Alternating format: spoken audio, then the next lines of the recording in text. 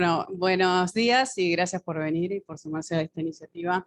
Les voy a presentar un trabajo sobre política climática y desigualdad, que es trabajo conjunto con Manuel Macera de la Universidad de Itela. En este trabajo lo que hacemos es estudiar política climática en un modelo donde hay regiones heterogéneas, que pueden pensar en países desarrollados y subdesarrollados, con la idea de estudiar política climática. Entonces, incorporamos heterogeneidad, donde la heterogeneidad viene por el lado del ingreso, como decía recién, países ricos o pobres, desarrollados y subdesarrollados, y también heterogeneidad en el clima. Queremos pensar en regiones que pueden ser más vulnerables o menos vulnerables a efectos de shocks climáticos. El cambio climático lo voy a mostrar formalizado, pero básicamente pueden pensar que es pérdida del producto que surge de utilizar capital para la producción, y eso genera calentamiento global. Y la pregunta que vamos a hacer es cuáles son las implicancias para la política climática de introducir desigualdad en el diseño de política. ¿Por qué estamos escribiendo este paper? Al final me terminé convenciendo de que la desigualdad ha sido uno de los principales impedimentos para poder avanzar en una solución al cambio climático. Y siento que este paper es como una formalización de la afirmación siguiente: el cambio climático es un problema porque hay desigualdad. Y como para darles la intuición de esto, yo diría, bueno, si todos los países fueran iguales, nos pondríamos de acuerdo y pondríamos un precio a las emisiones de carbono que generan cambio climático. De la misma manera que, bueno, si todos tenemos calor acá, ponemos aire acondicionado. Si todos tenemos frío, ponemos calefacción. Ahora, si yo tengo calor y ustedes tienen frío, ahí nos va a costar ponernos de acuerdo en qué hacer, ¿no? Entonces, más o menos esa es la intuición. Y hay un argumento histórico que viene por este lado, que es que dice o reclama que sean los países ricos los que hagan un mayor esfuerzo para mitigar el cambio climático, porque el stock de carbono, que es lo que está generando el calentamiento global, fue emitido por los países para desarrollarse, ¿no? Y este ha sido el argumento histórico que digo que ha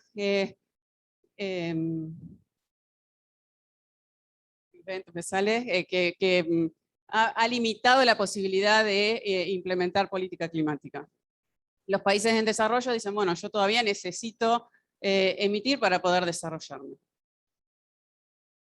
Ahora hay una versión moderna, a medida que va pasando el tiempo, de este argumento, que tiene que ver con quién va a financiar la adaptación climática. Los países pobres que sufren huracanes, que sufren efectos del cambio climático, bueno, ¿lo van a tener que financiar ellos o los países desarrollados, que son los responsables, van a ayudar en la financiación de la adaptación climática? Hay un nuevo concepto que es este fondo para pérdidas y daños, que en la última COP quedó ahí, casi que se implementó, pero no se implementó, pero está en la mesa de negociación, que es, bueno, ¿quién va a afrontar los costos por los daños y pérdidas, ¿no? Acá es un poquito distinto, es, bueno, una vez que sufre un país un shock, ¿quién va a reconstruir lo perdido? Y a su vez, ¿quién va a financiar las inversiones en infraestructura para adaptación climática? Entonces, esta es la versión moderna del argumento histórico por el cual mi argumento es que no estamos pudiendo avanzar en política climática, y por extensión de la historia, si seguimos con esta puja, el problema climático va a seguir enfrentando problemas para desarrollarse. Entonces, este paper lo veo de alguna manera como una formalización de esta idea, donde la idea es bastante intuitiva, pero a veces formalizarlo permite hacer el punto de manera clara y además buscar cuáles son las implicancias de política que podemos sacar de acá. Es un modelo neoclásico, pero bastante simple. Va a haber regiones heterogéneas, donde cada región, que pueden pensar que es un país, va a estar habitada por un consumidor representativo. La región, como les decía, van a ser diferentes en dos dimensiones: el ingreso, que está denotado por I, y la vulnerabilidad al shock climático, que está denotado por Z.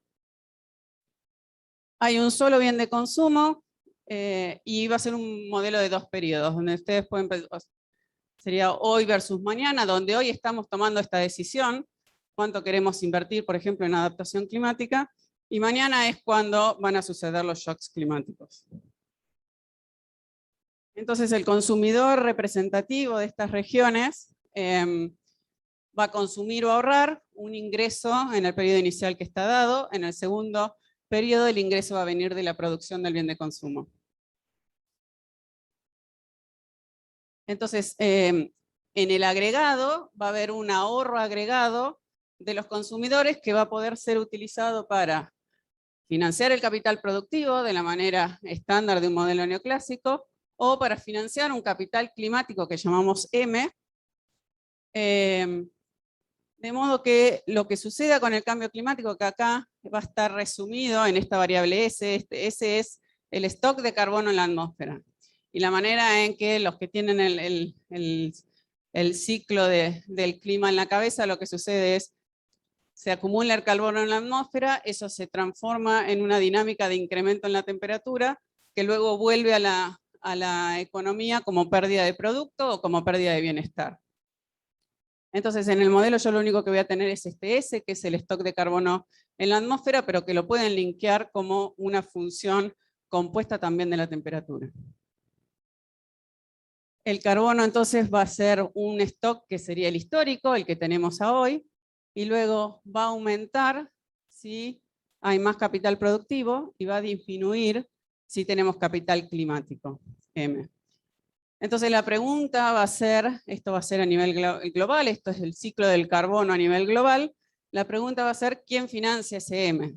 Donde ese M lo podemos pensar, yo pensando que Graciela iba a venir antes que yo, lo iba a motivar como captura de carbono, ¿no? O sea, es sacar carbono de la atmósfera, lo podemos pensar como la financiación de la adaptación climática a nivel global, o lo podemos pensar como este fondo global para financiar daños y pérdidas, sobre todo en países de bajos ingresos o países en desarrollo.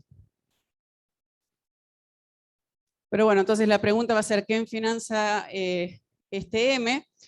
Y fíjense que agregar esta heterogeneidad y esta desigualdad me permite decir, bueno, ¿quién financia? Lo puedo hacer depender del ingreso y la vulnerabilidad, con la idea de decir, bueno, los países con menores ingresos o los países más vulnerables potencialmente podrían ser requeridos de financiar menos de esta adaptación climática. El problema es que este ahorro agregado, todos los países hacen un esfuerzo de ahorro que se canaliza o al capital productivo o a la inversión climática. Entonces, obviamente, que estos dos activos compiten por el ahorro agregado, y eso lo tenemos también modelado. Y hay un mercado internacional de capital. Entonces lo pensamos como decir, bueno, este es el ahorro global agregado, y bueno, ¿cuánto queremos utilizarlo para invertir en capital productivo y cuánto en inversión climática, sabiendo que cuanto más desviamos a la inversión climática, menos vamos a poder producir.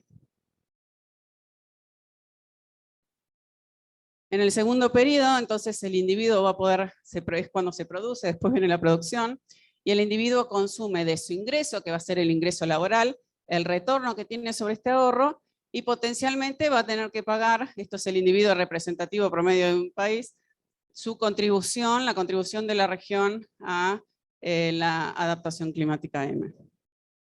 En el paper hay incertidumbre, o sea, en el periodo mañana es cuando sucede el shock climático, de manera que un país que es vulnerable puede sufrir una pérdida grande por un cambio climático o una pérdida chica, y hay una distribución de shocks con incertidumbre, pero que no lo puse para la presentación de hoy.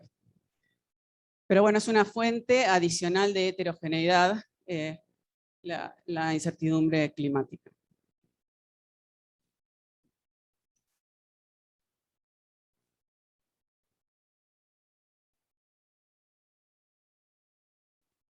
Acá es como se modela el cambio climático en la mayoría de mis papers.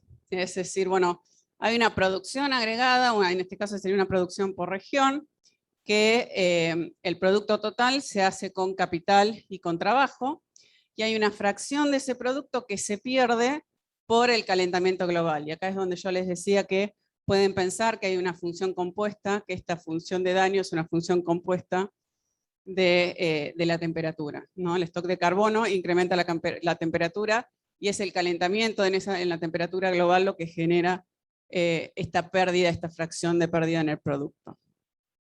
El D entonces se llama en los modelos la función de daño climático, y básicamente es lo que es el cambio climático en el modelo. La novedad de este modelo en particular, o de cualquier modelo, aunque no hay muchos que incorporen heterogeneidad, es decir, bueno, este daño climático puede depender también de la región, donde algunas regiones son más vulnerables y una determinada temperatura puede generarle una mayor pérdida de producto. ¿Sí? Entonces, como novedad estamos haciendo esta función de daño climático, función de región específica. Un poco de definición de qué significa, ahí les definí lo que era cambio climático, qué es la política climática en este modelo. Nosotros vamos a resolver la economía a nivel global, en el sentido de lo que se llama un Constraint Efficient Social Planner, es pensar a nivel global cuál es el nivel óptimo de adaptación climática, teniendo en cuenta todas estas diferencias entre las regiones, y también cuál es el nivel óptimo de producción y de emisión, ¿no? Que sería el K. Entonces podemos hacer política climática, que quiere decir reducir el stock de carbono de la atmósfera, reduciendo el uso de capital y resignando producción, o podemos hacer política climática produciendo lo mismo y simplemente financiando la adaptación climática, ya sea removiendo carbono de la atmósfera o dejando el carbono de la atmósfera y financiando los daños y pérdidas que vengan como consecuencia de ese carbono. Entonces estos son los dos márgenes y es todo lo que al final del día, o por lo menos para hoy, el paper tiene de todo un poco, pero para hoy los dos elementos que me importan es la cantidad óptima de K y la cantidad óptima de M.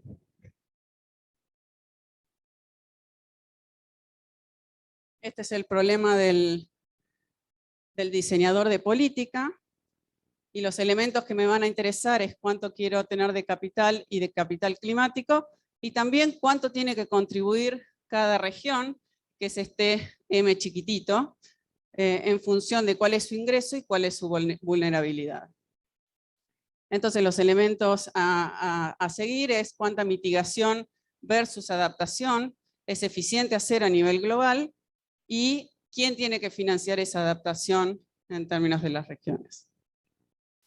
Bueno, este es un problema de optimización sujeto a ciertas restricciones que no escribí, pero pueden creer que está bien definido. ¿Cuál es la novedad de resolver un diseño de política teniendo en cuenta la desigualdad? Y es que hay una tensión ahora en la política climática que se genera en términos de eficiencia versus equidad. Esta tensión generalmente sucede en el diseño de política cuando tenés varios objetivos para lograr con el mismo objetivo, con el mismo instrumento de política. En este caso tenemos un problema que tiene que ver con la eficiencia, y en el cambio climático lo podemos pensar como una externalidad económica, y entonces hay una pérdida de eficiencia, estamos perdiendo producto, y porque no estamos teniéndolo en cuenta, estamos perdiendo demasiado producto por el cambio climático, y queremos reducir el stock de carbono para perder menos. Entonces, eso es recuperar la eficiencia en la economía. Pero por otro lado, si las regiones son desiguales, también tenemos un problema de desigualdad. Y entonces podemos querer también usar la política climática para afectar la redistribución entre regiones, ¿sí? En general, lo que es un poco raro, y por eso tenemos que tener cuidado en cómo manejamos el modelo para pensar en el diseño de política, es que cuando un gobierno diseña una política y tiene un objetivo de redistribución, la manera estándar de hacerlo es poniendo ponderaciones en esta función de bienestar social, donde los distintos individuos ponderan distinto, ¿no? Entonces yo puedo tener un gobierno que favorece a los individuos de recursos bajos en sus políticas, y eso está implícitamente derivado de poner una mayor ponderación al bienestar de los individuos de ingresos bajos. O viceversa, ¿no? Entonces, a nivel global, si yo quiero pensar en diseñar una política climática, podría pensar en hacerlo diciendo, bueno, tenemos distintos países que difieren en cuán vulnerables son al cambio climático, le voy a poner una ponderación a cada uno y veo qué saco de ese problema. Nosotros no estamos usando las ponderaciones que se llaman los Pareto Weights, pero entonces tenemos una manera implícita de hacer redistribución en la economía, que es a través de estas contribuciones, al capital climático. No sé si lo tengo acá. ¿Qué quiero decir con esto? Si hay una región que tiene que contribuir más que la otra, cuando llega el momento de contribuir a esa financiación climática, bueno, yo tengo mi ingreso por trabajar, hay una parte que se la llevan a financiar esta captura de carbono o este fondo para la adaptación climática, lo que me queda para consumir es menos, ¿no? Entonces las regiones que por su ingreso, o porque son menos vulnerables, o por la razón, bueno, esas serían las únicas dos razones que tengo acá, tienen que contribuir más, o el plan le dice vos tenés que contribuir, vos sos país rico, tenés que contribuir más. Efectivamente lo que estoy haciendo es una redistribución de recursos desde países desarrollados a países subdesarrollados. No digo ni que está bien ni que está mal, digo eso está en el modelo, ¿no? Entonces, pensando en eso, dijimos, bueno, podríamos pensar en distintas, o cómo disciplinar esta redistribución. En el extremo, podríamos pensar que todos contribuyen lo mismo, ¿no? Entonces decir, bueno, esto es medio limpiar la desigualdad, no me importa si hay ingresos altos, ingresos bajos, vulnerables o no vulnerables, todos contribuyen lo mismo a la adaptación climática. Eso sería el uno. O podría pensar, bueno, contribuyen en relación de su ingreso, ¿no? Y acá la intuición sería, bueno, el país desarrollado debería contribuir relativamente más que el subdesarrollado. Ahora, en cualquier caso, nos pareció razonable imponer que esta contribución no puede ser negativa. Entonces, no puede pasar que yo no contribuya nada y además reciba como una transferencia de recursos netos. Walter, sabía que ibas a saltar vos. Pero lo que estoy queriendo decir no es que no exista la transferencia de recursos, es que no hay una transferencia de recursos neta. Es decir, bueno, no recibís un monto de dinero neto, pero sí el país que no contribuye, digamos, supongamos que contribuyo 0, igual está recibiendo una transferencia en el sentido de que está recibiendo los beneficios de finalmente tener menor carbono atmosférico por el M que están contribuyendo el resto, ¿sí? Entonces el país no contribuyó nada y sin embargo se beneficia de que la temperatura esté bajo control. Y es una manera de redistribuir riqueza igual en favor del país que no contribuye.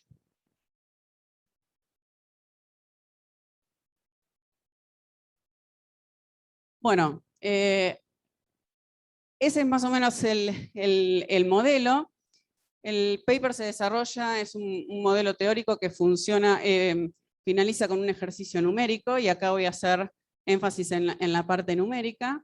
Hay tres proposiciones y 5 corolarios. La proposición 1, un poco para ir construyendo la intuición, es, sí. Bueno. Es la solución si no hacemos nada, el laissez-faire, ¿no? Que no haya política climática. Y bueno, en ese caso, si dejamos que los individuos decidan, nadie va a hacer inversión en adaptación, nadie va a hacer la inversión en este capital climático. Eso lo tenemos como benchmark, pero es medio obvio. La proposición 2 es decir, bueno, saquemos la desigualdad, supongamos que hay una región representativa, esta sería decir, los modelos de agentes representativos, que son los que más se han proliferado, por lo menos en la literatura de la macroeconomía con cambio climático.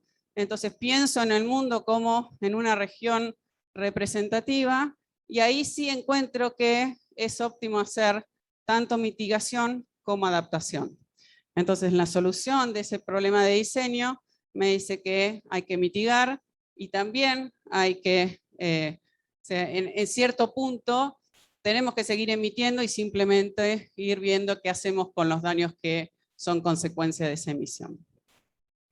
Y el tercer resultado es la proposición 3, que es el resultado principal, que es caracterizar la política con desigualdad, y lo presentamos como un resultado de agregación, en el cual decimos que es posible.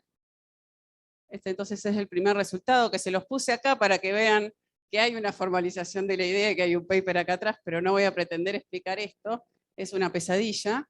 Pero es un resultado de agregación que lo que decimos o lo que encontramos es que es posible replicar la solución de un agente representativo, incluso si hay desigualdad, eligiendo de manera inteligente los parámetros del modelo. Que eso nos sirve, no porque sea lo que queramos hacer, pero nos sirve para llevarlo a la computadora y poder resolver el modelo de manera más fácil. Con heterogeneidad, y si aumentamos las dimensiones del problema, muchas veces es difícil encontrar resultados porque es difícil computar. Entonces nos sirve la proposición 3 para poder llevar los resultados a la computadora, pero sobre todo pensando en extender esto a infinitos periodos, y también para construir un poco de intuición con los corolarios. Entonces voy a tratar de terminar acá. Estos serían un poco los resultados encontrados mostrados en un ejercicio numérico, sin pretender que esto sea nada cuantitativo. Tenemos una línea gris que apenas se ve. Esto es cuánto hay de capital, cuánto es óptimo hacer de inversión en adaptación climática, cuánto es óptimo invertir en capital productivo. La línea gris es el laissez-faire, dejar que los individuos decidan, y lo que vemos es que no se hace nada de adaptación climática y todo va a capital productivo. En el eje X tenemos la medida de desigualdad, o sea que leerlo hacia la derecha es pensar que aumenta la desigualdad en el ingreso, la dispersión en el ingreso, y en el eje Y simplemente tenemos una medida de el ahorro total en capital y el ahorro total en inversión climática, como en relación a lo que se ahorraba en el laissez-faire. Entonces, la línea que le sigue para mirar es la del agente representativo. Era lo que yo les decía, que si comparamos con el laissez-faire, lo que es óptimo hacer en términos de eficiencia económica y sin pensar en la desigualdad, es hacer un poco de mitigación y hacer un poco de adaptación. Eso lo vemos que la línea negra es positiva y es horizontal porque estamos borrando la desigualdad. La línea que le sigue para mirar es la línea azul, y es decir, ahora incorporo la heterogeneidad, pero considero que las contribuciones, no sé por qué acá dice mu, tendría que ser, este es el M, que la contribución de los distintos países tiene que ser mayor o igual a 0. Es decir, puedo dejar que haya países que no contribuyan nada. Entonces ahí lo que vemos es que a medida que aumenta la desigualdad, la política climática se sesga hacia menos de mitigación y más de adaptación, ¿sí? Y acá lo que está sucediendo es que efectivamente estamos haciendo una masiva redistribución del ingreso. A medida que aumenta la desigualdad, significa que ahora tengo una masa importante de países que son pobres y tengo la posibilidad de hacer que ellos no contribuyan nada y que los ricos sean los que financian un capital climático que les genera beneficios de producción a los países pobres, ¿no? Entonces, si puedo hacer eso a mansalva, digamos, a medida que cuanto peor sea el problema de la desigualdad, más voy a sesgar la política a decir hay que financiar adaptación climática y no tanto hacer mitigación. Termino. El último entonces que voy a decir es la línea roja, que es el otro extremo, decir, bueno, todos tienen que contribuir. Y acá lo que vemos, y acá este sería entonces el punto que hacía al principio, es decir, bueno, que a medida que aumenta la desigualdad, si todos tenemos que contribuir, lo que sucede es que casi que no puedo hacer política climática, ¿no? Vemos que la financiación de adaptación climática va bajando. Bueno, yo pienso que se va a cero, digamos, si lo siguiéramos, pero ahí hay un litigio. Pero por lo menos no se financia tanta adaptación climática y se sigue emitiendo, se sigue invirtiendo en capital productivo. Acá lo que sucede es, bueno, si todos tienen que contribuir, entonces hay un límite a cuánta inversión climática puedo hacer, porque tengo países pobres y quiero que todos contribuyan. El país pobre, si encima le saco para la financiación de la adaptación climática, lo empujo a un consumo muy bajo y a un bienestar muy bajo, ¿no? Entonces, básicamente la manera en que yo leo esto es la desigualdad.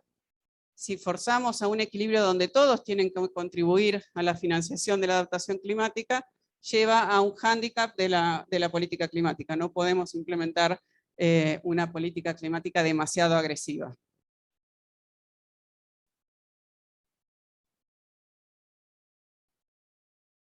El cambio climático es un problema porque hay desigualdad y por eso amerita trabajar esta agenda, que lo que me quedó decirles es que es una agenda muy, muy reciente. Los modelos han trabajado más con la idea de un agente representativo.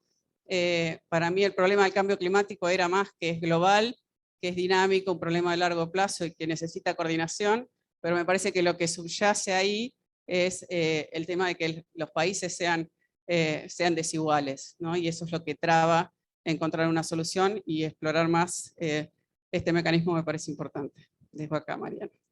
Gracias.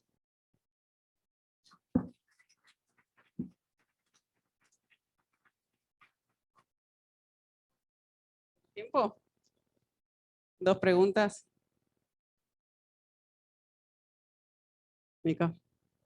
Walter. Dale.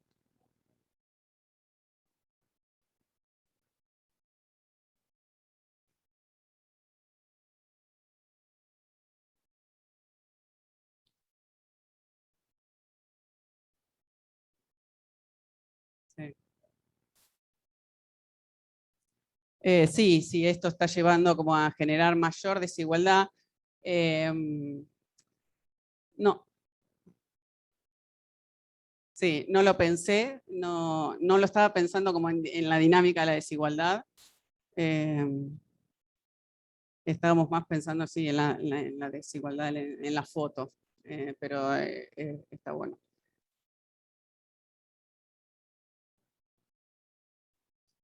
Sí, perdón, me olvidé de repetir la pregunta.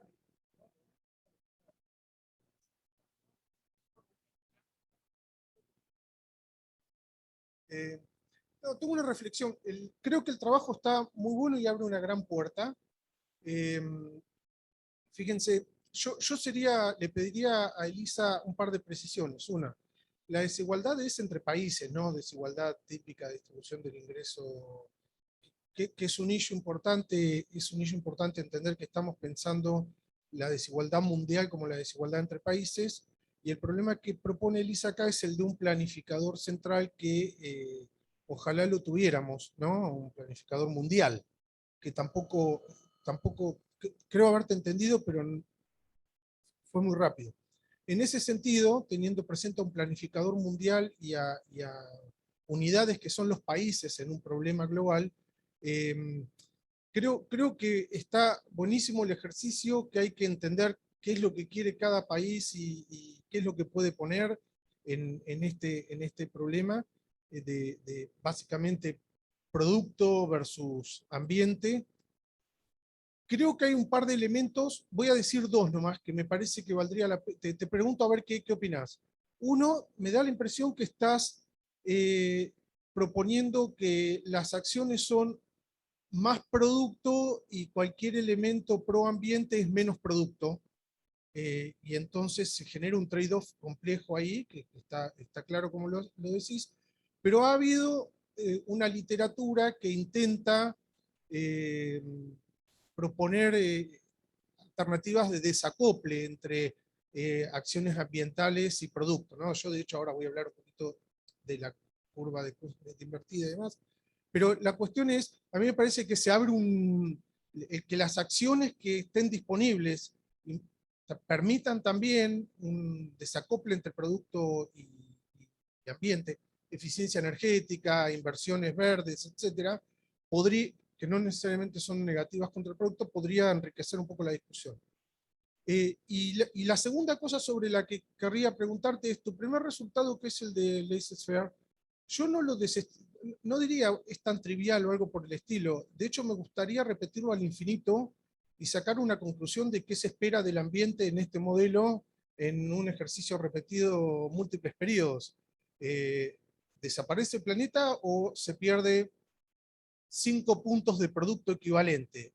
Las implicancias de uno de los dos caminos van a ser bien diferentes.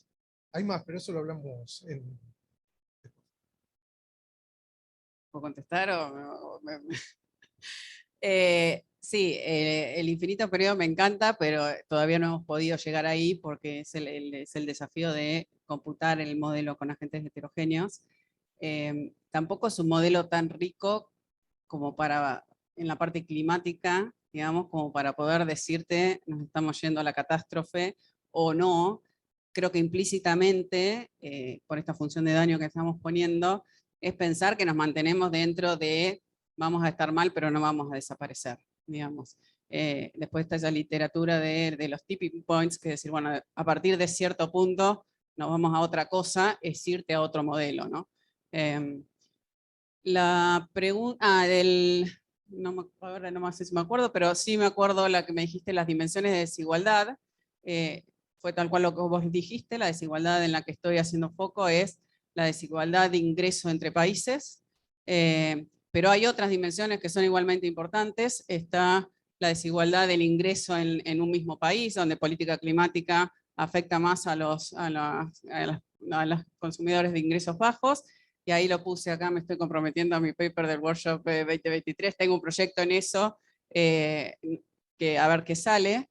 Y también está la desigualdad intergeneracional, donde las generaciones actuales están poniendo un costo sobre las generaciones futuras, y de eso sí hay mucho, y yo también he trabajado, y es otra dimensión, donde también entran en juego este conflicto entre eficiencia y equidad, y bueno, vuelve el diseño de política rica.